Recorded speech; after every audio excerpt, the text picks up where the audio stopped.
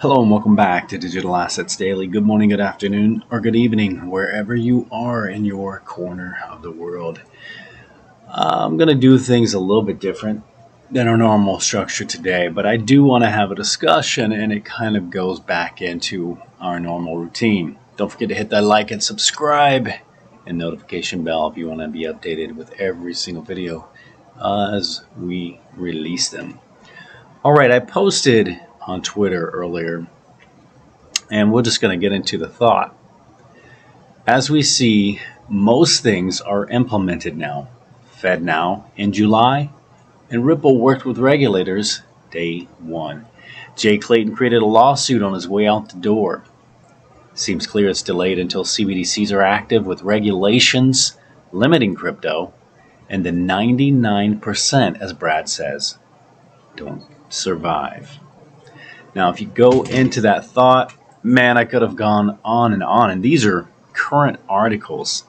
So again, it makes it even stronger, that point in that thought. The US DOJ Crypto Enforcement Director promises crackdown on illicit exchanges. And again, what have you seen since the FTX, I guess that's kind of where they're beginning, the crackdown there. Then you've seen the attack on everyone since then. Coinbase, Kraken, Binance US, and the list, it just goes on and on. So again, these are current articles, and they support that.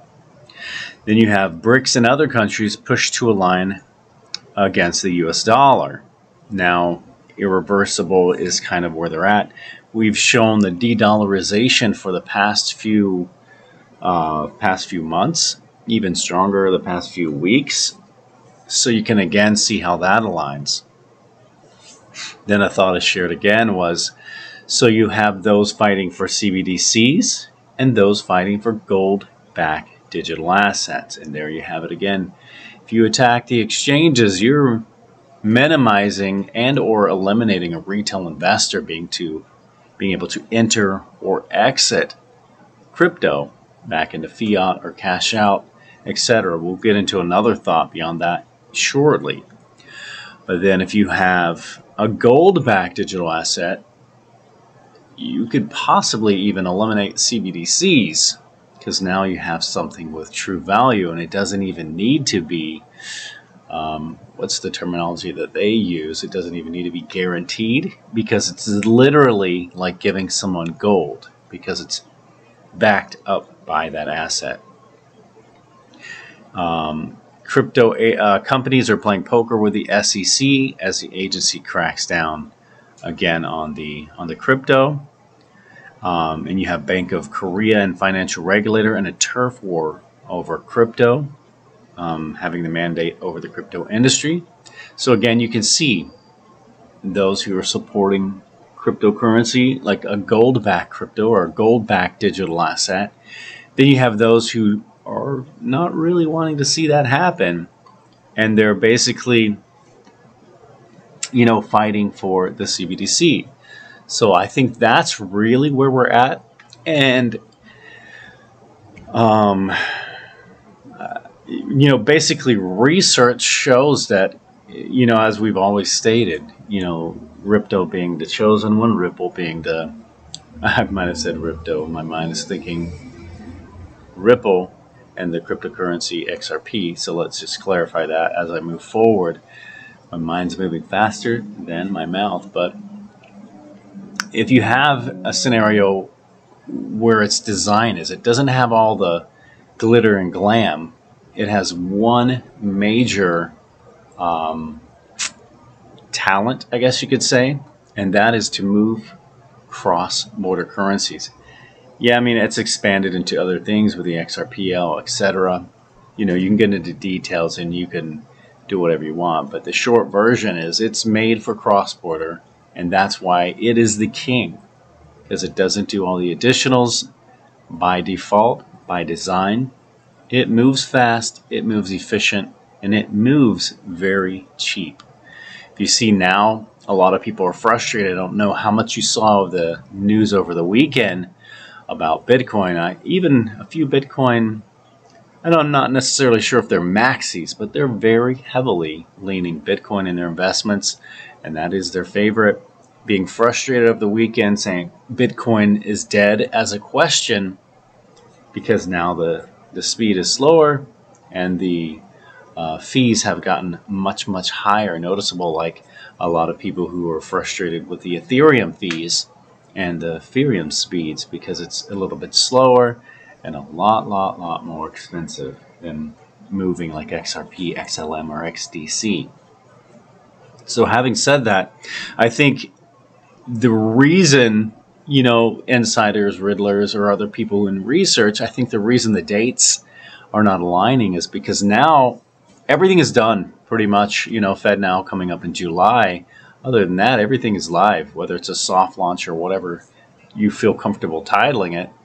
Fact is, the fact is, it's done. Everything's in motion. Now it's inevitable, and I would say almost unstoppable. We're moving forward in the fourth industrial revolution, as they say. And I think now we're moving towards these digital currencies. And even in many different countries, I got a message this morning from someone who was from Bolivia and hadn't been back there in the past year and said, the currency now has changed. And that was kind of the update on, the conversation that was sent to me this morning. And I said, basically they were sharing a little bit more information on how it isn't what it used to be. And now basically we're moving into the digital currencies. But again, that's not a surprise to anyone who's followed this channel long, because that's where we've discussed, from the beginning of where we were headed. Now it's just here. And it feels almost surreal because everything we've researched and waited, some of us 5, 8, 10 plus years to see this moment happen, and now it's just kind of going live all around us. It feels like, it's the only word that really fits. It just feels surreal that it's here. It's happening after waiting so long. When you're new to crypto or you're new to investing, a retail investor, a lot of people say, I don't want to say you, a lot of people say, they saw Bitcoin and they feel like they came in and got rich quick. But I can go back to when Bitcoin was 25 cents, and I even, up to $8, there were still people calling Bitcoin an S-coin and very frustrated and angry and selling out. Even the very famous and very popular pizza guy, he traded his Bitcoin for, what was it, 2 large pizzas? And they are now like some of the most expensive pieces ever sold at, current price, or even at the all-time high, around $60,000 or so. Give or take, up or down a little bit, depending on which exchange. But imagine, being in the same position now, where, if you've been in here for a little bit, you've seen all of the people say the same thing with XRP, and pick your coin. It's kind of the same thing for something that's stuck around. The focus here on this channel has always been utility. So again, favorites here were XRP, XLM, XDC, VeChain, and even now XRPayNet, because again, they're all in different lanes and have different focus on what they're trying to achieve. So you have XRP for wholesale, enterprise, institution. You have XLM for the unbanked, underbanked, and retail. You have XDC for the trade finance. You have VeChain for the supply chain, and XRPayNet's it's that middle ground where Ripple and Stellar aren't really focusing. Not that they can't do it, but where they're not focusing. So it's kind of a cool thing, and I like those guys because they're the app is very efficient now, and the card is getting ready to come out. Delays because you want something to work correctly. You want it to function properly. So of course, I'd rather have something of quality than something quickly put out just to be the first. And I believe it was Brad Garlinghouse said multiple times, the first isn't always necessarily the winner or even necessarily the best, but it's coming out with something efficient, something of quality, something that has a use case and a utility That's what's going to win long term. As he said, we don't necessarily want to be Amazon Books. We want to be Amazon. And that's pretty significant if you go back to, the internet boom. And even Chris Larson stated, oh man, was it about 18 months ago? Could have been, as much as 2 years ago, where he stated that he saw at the moment about 95 to 96 of the internet boom. And if you think back to that timeline, it reasonably went to about 2000. It was about a 4 to 5 year boom, which again would line up from the moment he mentioned it to about 2025. So I think that, every day we're getting closer and closer, and it's getting more and more obvious.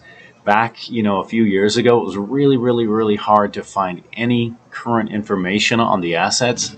And now there's so much significantly major information just coming out daily, just as common news now. Like even in mainstream media, they can no longer hide or avoid the discussion on these assets. So I'm very excited. I just wanted to kind of switch today up a little bit, with more of a thought instead of so much all the time, like a straight, direct structure of the news, just in and out. But from time to time, I do want to, just have a little conversation. I think everyone here now has probably been here for a while. I don't see a whole lot of new people tending to come in the bear markets. The smart investor, absolutely, that's when they tend to come in and buy in, as they say, when there's blood on the streets, when everything has hit its bottom, doing research and finding out which one has a use case and utility, investing in that. So when the bear market ends and the bull run begins, they really, really get to reap the rewards for their research. So I think all of you, if you've been here for a little while, past few years, at least since the last bull run with XRP, began in 2017, overflowed into about mid-January. I think it was around January 15th, 2018 is when we peaked at $3.84. We've had some of you guys, even in our poll, that said you literally bought in right at the peak of $3.83, literally a penny below the maximum all-time high. And I know if you're holding strong, like that's literally the perfect scenario for hodl or diamond hands.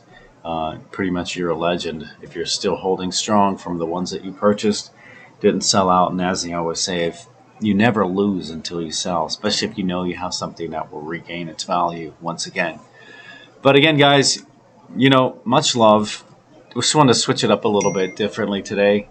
And it kind of, here's a quick story.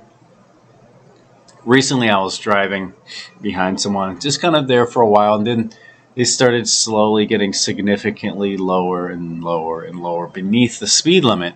So it was one of those moments where you're like, okay, what are they going to do? Are they going to stop, or what's going to happen? And I tend to use like cruise control. I'm a big fan of cruise control.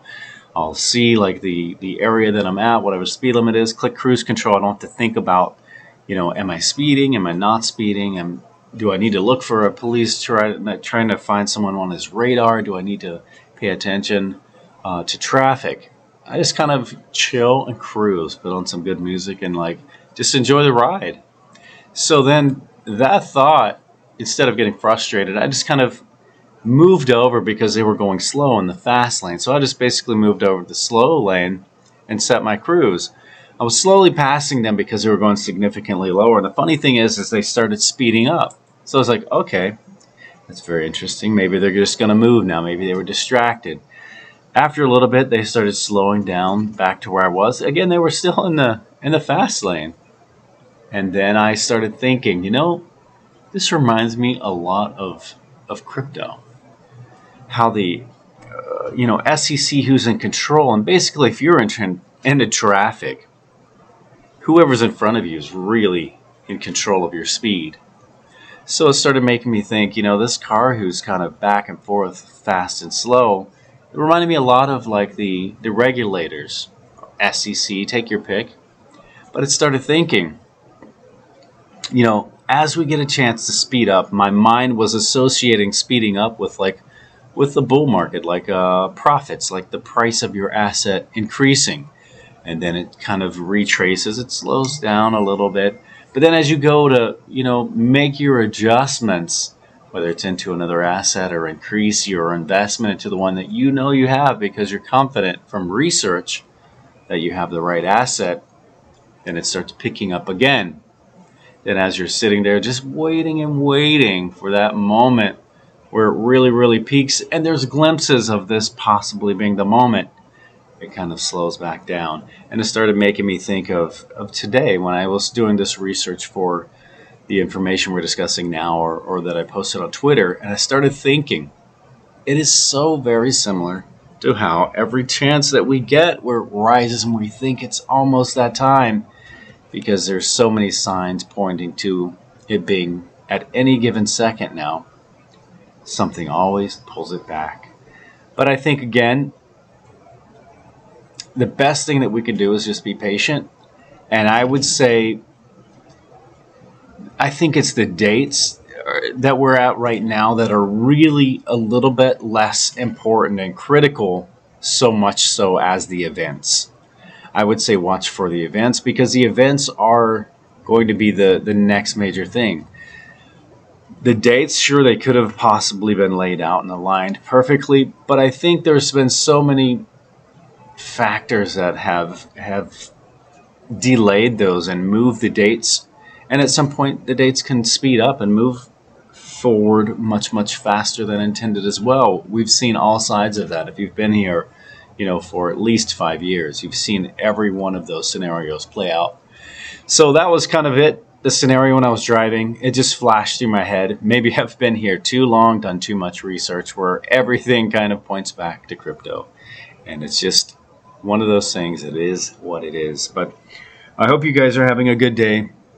Funny little analogy where being in traffic related back to the regulations of crypto, speeding up and down, retracing and rising. But again, I really, really do believe one of the next major factors for us to watch out for would be the Ripple case ending. I think once the Ripple case ends, then it moves significantly faster. Two other factors to keep your eye on would be, number one, Congress giving regulatory clarity, because they seem to be a little bit more pro-crypto at this point than they were in the past 2 years.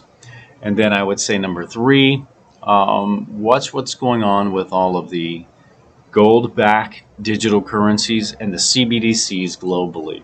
Even pay attention to see if the USD becomes a, what do they call it, the digital dollar, as we begin moving throughout the year. That's it, guys. Those are my thoughts. I didn't mean to go so long into today, but I really just wanted to have a conversation with you guys and switch things up a bit. Hope you guys had a great weekend.